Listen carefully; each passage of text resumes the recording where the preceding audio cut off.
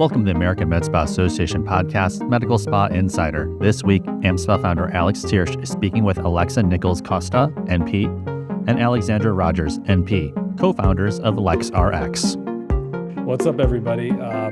Alex Thiersch here. Another edition of Medical Spa Insider. And we are very, very lucky to have the one and only LexRx team straight from Boston, fully clothed, fully branded, ready to go. There's an inside joke there that you may or may not get, but we're so excited to have both of you, Alex and Alexa from LexRx.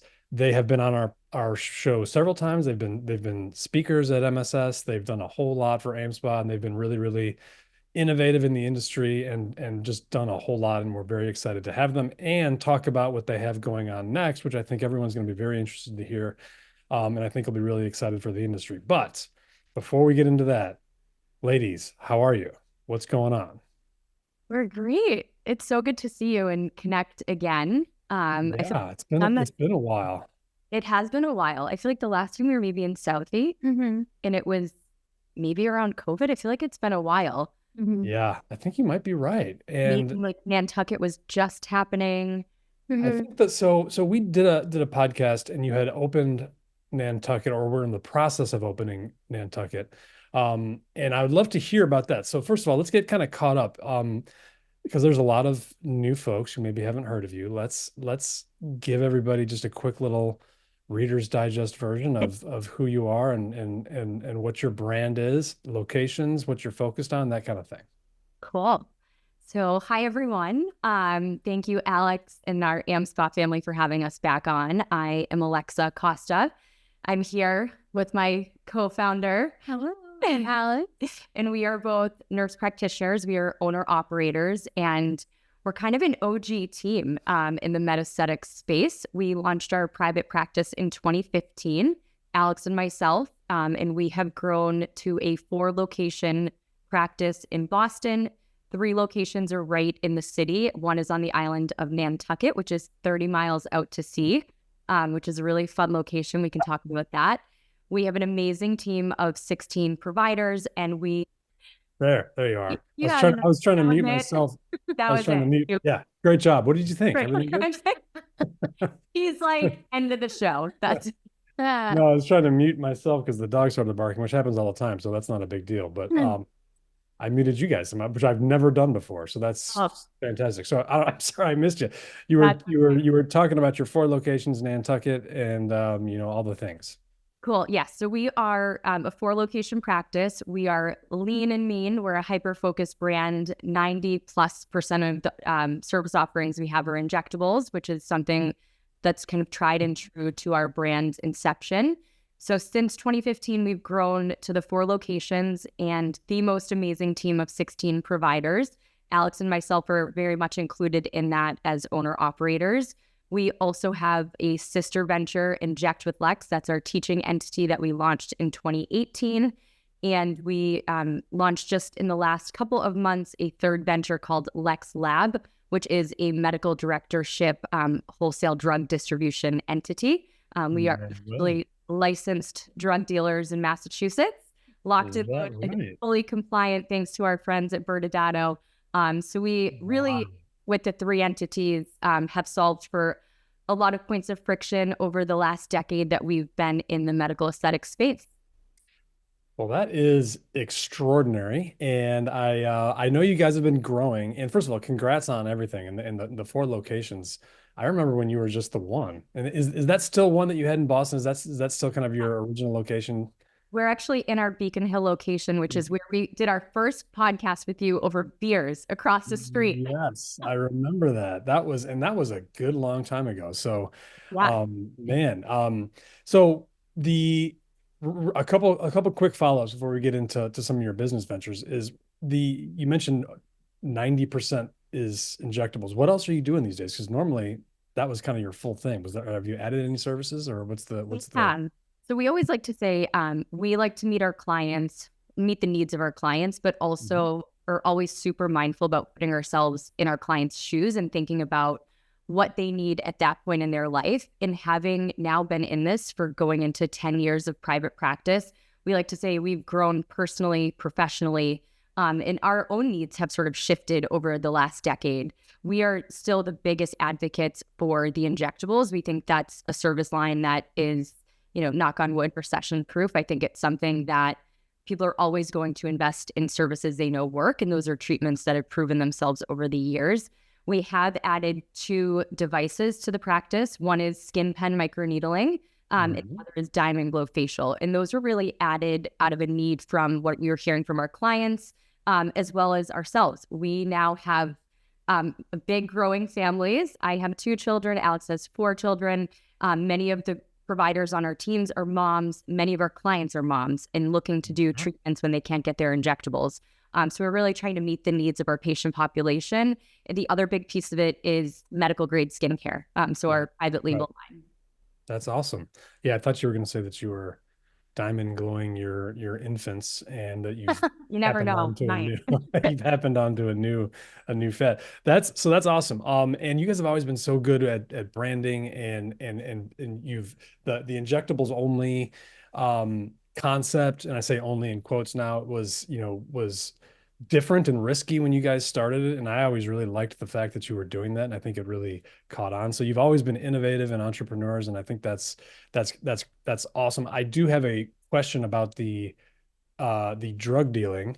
And I say that tongue in cheek, because obviously you're not drug dealers. What was the impetus behind that? And because I'm curious, I've heard, I've seen some folks start to dabble in that, but not many, and certainly not those who come from the injectable side and are doing it like that. So tell me about that, and what the impetus was for opening that section of your business.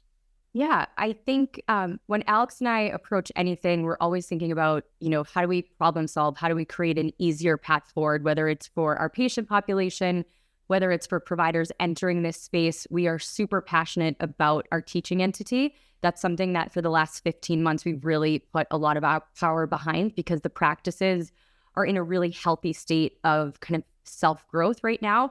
Our provider team is so strong that it's really giving Alex and I this amazing opportunity to work on different elements of business development. So we've focused a lot of our energy in the last, like I said, 15 months on growing that teaching brand and aligning at the university level. So we were the first to bring an injectables program to a university. So not only are we co-branded in our efforts at Boston College, we were the first to host a university-backed program with accreditation. So we have the full support of the dean, the nursing program, which I really think also speaks to who Boston College is as a university, who they are in terms of a nursing program. They're super progressive-minded. They understand that the role of the nurse and the nurse practitioner is evolving. You don't have to go work at bedside for 30 years to earn clout in the space. You can really go out and do your own thing. But in that same line, we were going to these universities and offering these courses over the last 15 months and really training more providers than we ever had. We launched the teaching entity in 2018 kind of as a side thing. And it's grown. And the more we teach at the university level, the more providers we're seeing out in the space. And providers get trained, they leave, they feel good with the skill set, but most of them don't have a business background. And most of them don't understand the practice logistics side of things. So we were finishing these courses and we're like, they all have the same question. Most of them are Massachusetts based, trained people from across the country, but a lot of them are right here and they need medical supervision. Whether they're registered nurses or NPs without full practice authority, PAs, they were all coming to us saying, we need a medical director. And we're so fortunate that we now serve as the medical directors for our practice, because in Massachusetts, NPs finally have that full practice authority in place. So it's a service line that we were so fortunate to be able to extend to other providers, both kind of 2 arms to it. Medical directorship, we're a clinical director service agreement with these providers, and then kind of through an MSA model with drug distribution and resale. And that's something that really took us a long time. We worked so closely with the team at Bertadotto to make sure we were doing it the right way, because if you hinted at, there are many other organizations and networks that are reselling their products, but might not be doing it the right way. And we learned a lot during the process. So we actually went about doing it the right way through the state, and that was obtaining an actual license to redistribute and resell our own drugs. Wow. That's incredible. That's really interesting. I want to get into the Boston College certificate program that you guys have done, because I think that is really exciting. And I think I haven't seen anyone be able to kind of crack that code, right, and get into some of the nursing schools. Whenever I talk with folks who have come from nursing school or nurse practitioner school, the one thing they always say is that there just hasn't been any formal training or any desire from the institution to actually provide training in aesthetics. So I think and just so we're clear, this is a program offered through the nursing school at Boston College to current like nursing students and potential, and I guess former nursing students as well, who can come and take a college accredited course in injectables and aesthetics. How did that come about? And I'm so curious to hear kind of what the reception has been so far, because that is something that a lot of folks have tried to do and haven't been able to do. So where'd that come from?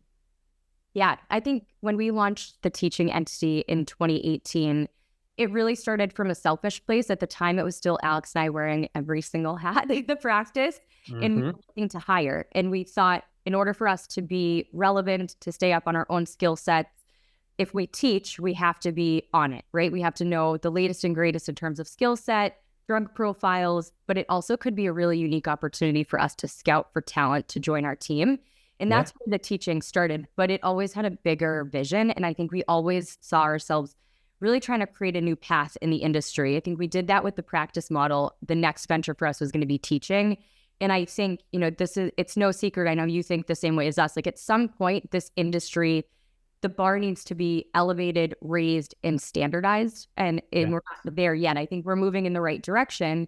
But we are so fortunate that we live in Boston, which is the medical, academic, center of the world. And I think so many Bostonians are so academic focused that it made sense for us to approach the university level to say, you offer all these other complementary skill sets and classes and continuing education opportunities, but yet there's this huge demand to learn aesthetics and the programs don't exist right now. Right. So we really started cold calling universities and we said, here we are, here's the practice we built. We have an amazing team of nurses and nurse practitioners. We've been teaching for a while. We've built out our curriculum. We just need a backing. We need support. We need a university that gets it. And not every university understood it. To your point, I think the first few we pitched to said like, oh, I don't know, Botox on a campus, like, we'll never support this and no one's going to understand it. And like, it's not that hard of a concept. It's no different than you teaching about other drug classes. And so it just took the right team, and the team at Boston College is just second to none. They're truly so innovative. One of the leads that we work with, Mary Moriarty, and then Marian Kirby. Mary is a nurse who also has an MBA, so she gets it. And she's in charge of the continuing education branch on campus through the School of Nursing. So we're actually lucky that we can not only offer the courses to current nursing students that are in their clinical year, alumni students, we can also open it to the public, which is great. So we've trained every licensure type on the campus, and they still are eligible for the certificate as well as the contact hours. That's awesome. That's now in Alex, are you called a professor now? Can you go by that? Is that like Professor Al? Professor. Because that's so cool. What's the reception been like though from the students? That's kind of what I'm more curious about is, and some of the faculty too. Like there's, nursing school, from what we have found, has always been a little bit arm's length from the aesthetics industry, unless you get into plastics, right, or derm. But how's the enrollment been? How many of these classes have you done? I'm curious about what the logistics are and how it works. Almost 300 now after our last class last weekend. Wow. Our first class was August of last year in person. Okay. And since then we've trained just about, I think as of last weekend, we hit 300 and some change for providers out of the Boston College program, which is amazing. That is amazing. We're teaching multiple classes. So about once a month we're teaching there. So we have the neurotoxins, the dermal filler, the sculpture classes, and if you take all three, you get a certificate. We have the business event coming up. So the clinicians that are taking the intro to neurotoxins class, they're coming back the next month to take the filler class, and then they're coming back the next month to take the sculpture class. So it's pretty successful, yeah. Because I think too, when you think about the programs that exist otherwise, and there are some that are truly top notch that are out there, but you know, there are others that are like traveling road shows without a ton of, you know, true science behind them and real academics. But when you think about like what draws you to your academic program, whether it was undergrad, graduate school, it's going to be the caliber of the school, most likely, the likelihood that you are going to be successful if you have to take boards. And that sort of that camaraderie around what it's like to be at an academic institution. Like, why did you pick the school that you went to? And I don't know why in the aesthetics world we haven't treated it in the same way. So what we've done with the courses at BC is when you take them, we're not done with you. Like, our goal is actually to create a community of alumni clinicians that have trained in the program to act as its own network. And we have that built into the business program that we have. But this model is one that we've now been able to replicate at Columbia University in New York City as well. So we have the same series launching that officially started beginning of 2024. January, we had our first online class. In February, we went in person. Am I forgetting last year? I think that's right. That's right. It was just at the top of the year. We were super pregnant in New York. It was wild teaching a class. But this model, awesome. I think once we kind of gained the traction at Boston College, we were able to kind of rinse and repeat at Columbia, and we have several other same caliber universities in the works, which is just super exciting. I think that's incredible, and you're absolutely right. Just you're right. There's a ton of top-notch training out there. You guys have done training for a long time already, but the kind of the credibility that being affiliated with the university adds, not necessarily because it's better training or worse training, but it from the outside looking in, it looks better, right? It makes it a little more legitimized. It makes it and so that's absolutely fantastic. So I didn't realize you had one in Columbia also. And then this is only injectables so far, is that right? In addition to a microneedling course or collagen induction therapy. Okay. And then on the horizon, we have a cadaver class coming up in early 2025, which is fun. But we're also kind of meeting the needs of the providers, which is where the thought process came with this business building event. Yeah. And so tell me about that, because that's kind of the next step in this, right? So, and really, I think that's not only is it smart, but it's needed, because a lot of folks who come to these, they do their training, and you know this better than anybody. And once you leave, and especially if you want to get into aesthetics, you're thrust into this environment where the business side of things is almost more important, or at least as important, than the clinical side. So how did that come about, and what's that going to look like? Yeah, I think for us, like, we were getting pulled aside during all of these hands-on days at Boston College, when the focus of the day was really supposed to be on the skill set of injecting, whichever course it was.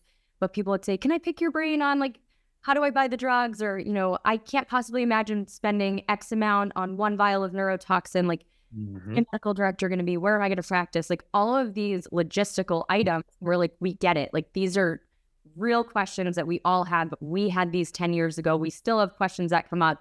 And we went to the team at BC and said, look, we really need to find a way to create a community networking business building event where we can almost have an open format business consult together. I was like, let's get all of kind of the key people in this industry in one room.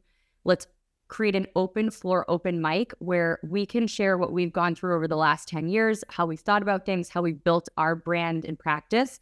But also, like, let's just open the floor to questions and kind of work through these things together.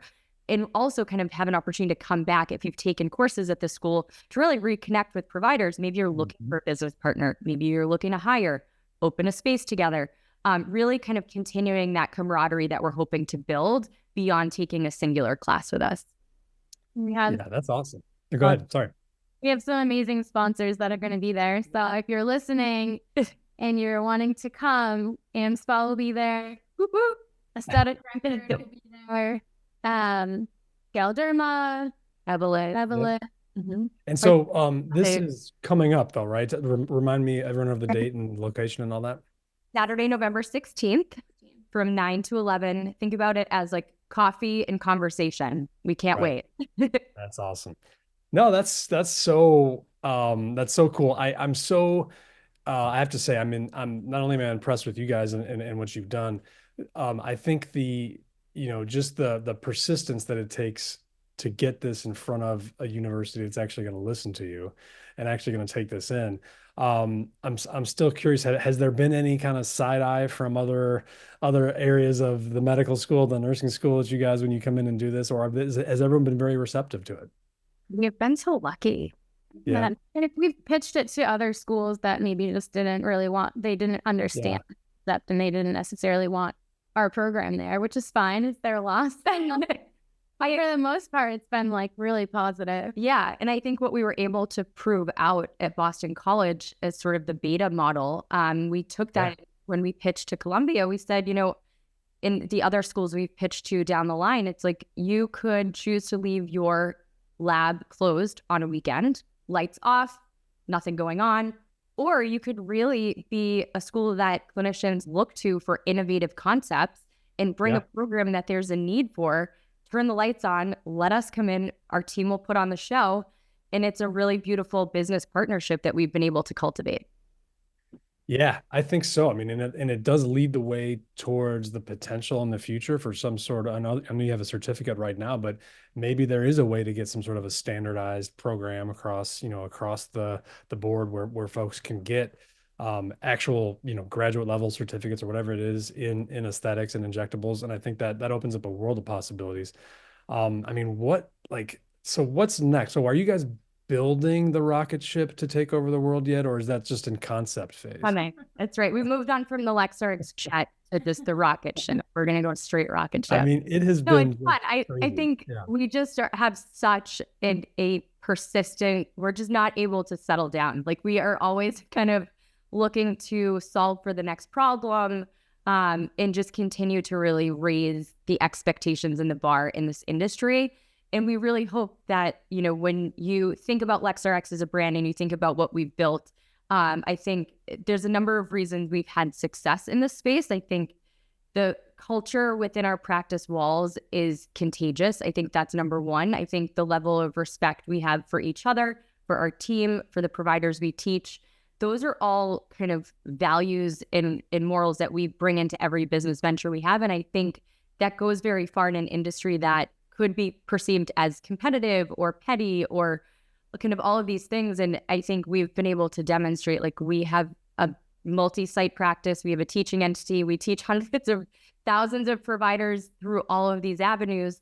And we're not afraid to continue to kind of raise that bar. And now we're also inviting these providers to be a part of our network and also align themselves with our practice brand, meaning, they come under our wings for medical directorship, and then they also do their purchasing of their drugs and supplies from us as well. Hey folks, it's Alex Thiersch.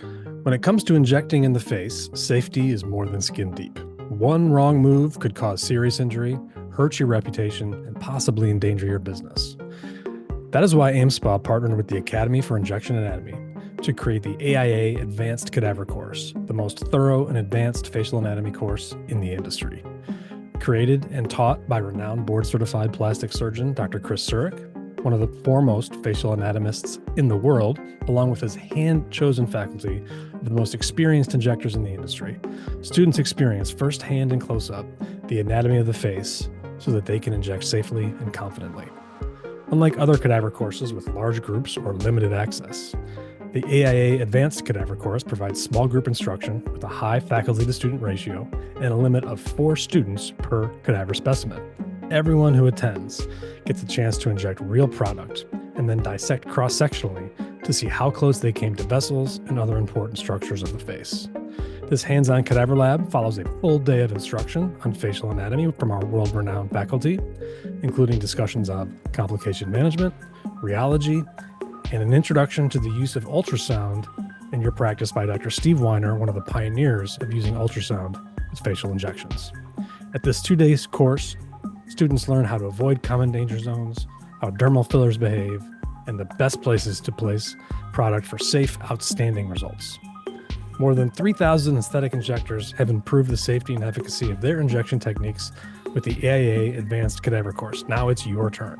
Visit americanmedspa.org/AIA Advanced. Start your journey to safer injecting today. That's amazing. How do you, Alex, I'm going to ask this to you because you've got 4 kids, but how do you both manage your time with families? You've got kids, you've got everybody probably coming at you. That's one of the biggest things that I certainly struggle with, and that I know other folks do. Like, how do you, and you've got way more on your plate than I do. I think 4 kids equals probably about 15 dogs, and I only have 6 dogs. I know. So, we have a dog too. so you've got 4 kids and a dog. Like, how do you do it? Like, what's your day like? Must be pretty nuts. The day is crazy. I think Alexa and I are lucky that we have each other. We're not running this, these businesses, these practices on our own. We have each other, and we have a huge team, and our team is super reliable and takes wonderful care of our clients. So that's like at the top of mind when I think, like, when anyone asks us, like, how do you guys do it? It's the team behind us. It's not just us running the show here. Yeah. Awesome. And we are not afraid to ask for help when we need it. We delegate as needed. We just have all hands on deck at home, at work, in all the places. We joke like a black book of nannies, and it's like, okay, it's one called out for today. It's like we have 15 other people, and it's funny because they've cared for like Alex's kids and my kids, and they'll be like, oh, I know, like, you need help this day, and Alex needs help this day, and like this one can't. I will do all Alexa's nannies. They're like, no, I can't. I'm watching Alexa's kids that day. Oh, great. Thank you. Appreciate that. And I can only imagine they're like their phones when Alex comes up, they probably are confused. Which one is it? Alexa and children, I think, which is not half as much. The house is cleaner. It's good though. So I just thought of a question that I meant to ask earlier about the Boston College program. And I'm one thing that I've noticed, and not so much with nursing schools, we have spent some time going to nurse practitioner schools and PA schools trying to break in and provide some awareness of aesthetics. And as I mentioned, there's been some resistance, but what I've also found is that once, whether it's an NP or a PA is exposed to the aesthetics world, they tend to gravitate towards it because it is such a cool thing. Are you finding that the students who come to the course that are in nursing school, are they excited to get into this to this side of nursing? What's the response been from like what they want to do with the future? I do think it's a lot of younger folks, but it's a really good mix. Yeah, I've seen providers come back out of like retirement. Yeah, a lot of clinicians that are looking to do something new or just are getting bored. But positive feedback. Everyone is super excited when they leave our classes to hit the ground running. They all want to start working right away. They all feel super motivated. Lots of follow-up emails like, how do I get started? Which is kind of why we started the Lex Lab in our business event coming up at Boston College, but mostly all positive. Yeah, and I think too, it's been a real privilege for us to teach at the university level. I think when you enter that space and you are working alongside the dean of the nursing school to get her support and backing of these different ideas, you do sort of attract a different level of provider. I think you get a much more serious clinician that is invested in safety, education, and really not entering this space without feeling super confident and compliant and, ready to actually practice in a safe way, which is our hope for who we train. We don't want to train the provider that's just trying to check a box and go out and practice and hurt somebody. That's not the student that we want. So I think for us, it gave us an added layer of almost screening. We're attracting, in Boston College, just top tier providers. In New York City, we're at an Ivy League school. Like, we are teaching providers that have the most impressive backgrounds.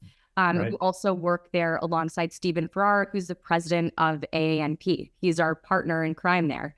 So I think we've met incredible human beings, and it's really just been transformative for our careers and even our practice. Our patient population loves that we teach at the university level. Yeah, for really sure. cool. So it's a privilege.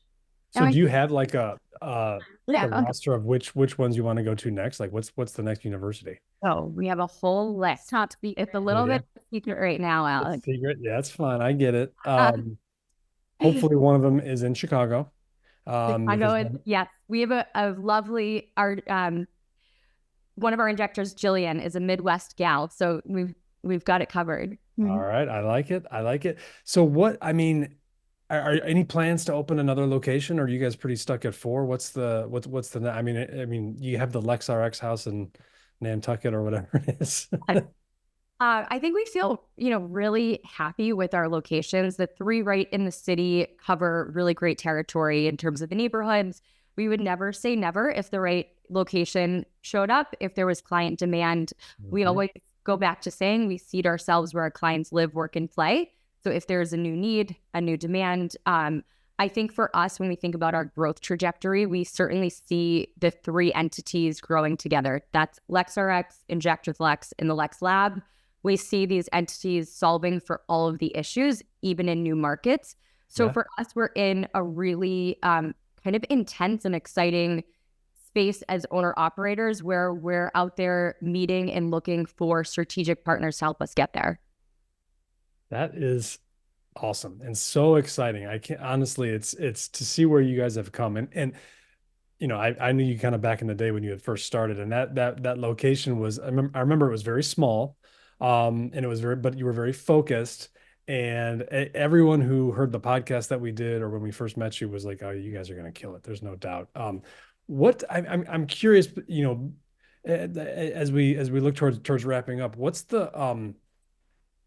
your outlook for the industry? There's been a lot of, and I always ask this question, there's been, a lot of good things that have happened. There's been some kind of not so good things that have happened. We've had some not great news stories break. There's been, the addition of all the GLP-1s and all the new treatments and all that's coming on.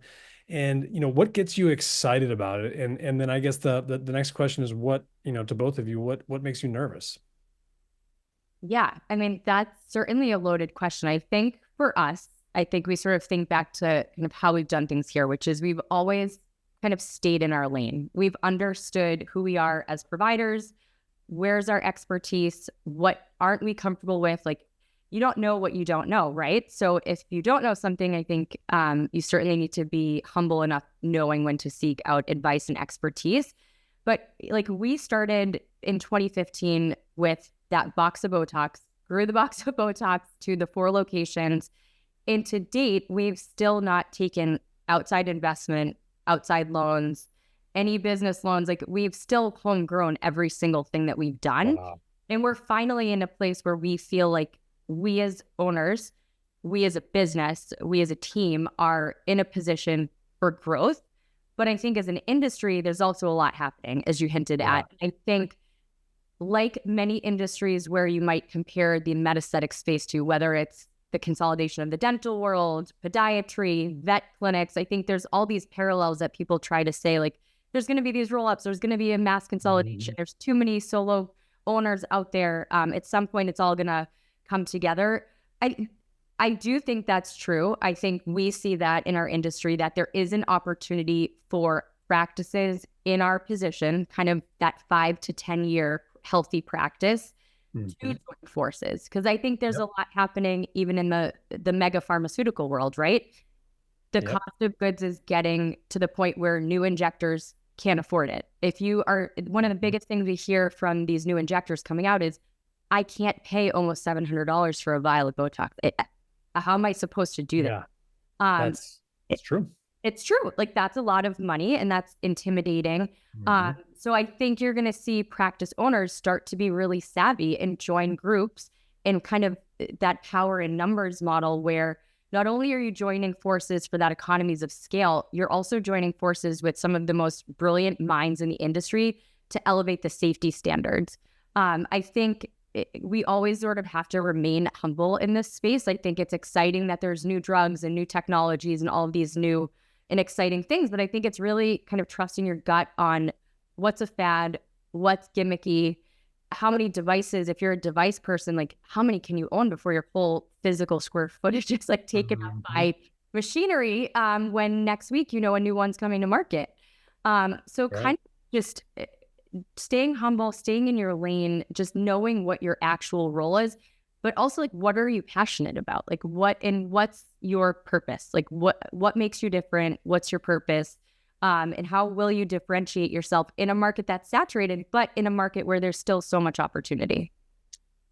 Yes, for sure. And the opportunity, I was just having a conversation with somebody yesterday, and we were both commenting on how you get to a certain point in that your business life cycle, 5 to 10 years is often where it is, but it's usually closer to 10 years, where you've got your business, things are kind of trucking along, and all of a sudden, all these opportunities are open up to you, but you still have your business, and it gets almost, there's like an internal stress. It's like you want to do so much. There's so much for you to do, but you want to stay true to what yourself, to yourself and what you built. And at the same time, you also don't, you don't want to waver from what made you guys great, which is, this kind of small, intimate, like you guys are all a family, and it's hard to keep that as you grow. It's hard to keep that as you enter into multiple locations. Do you guys have like basketball tournaments among the different locations, or like flag football games?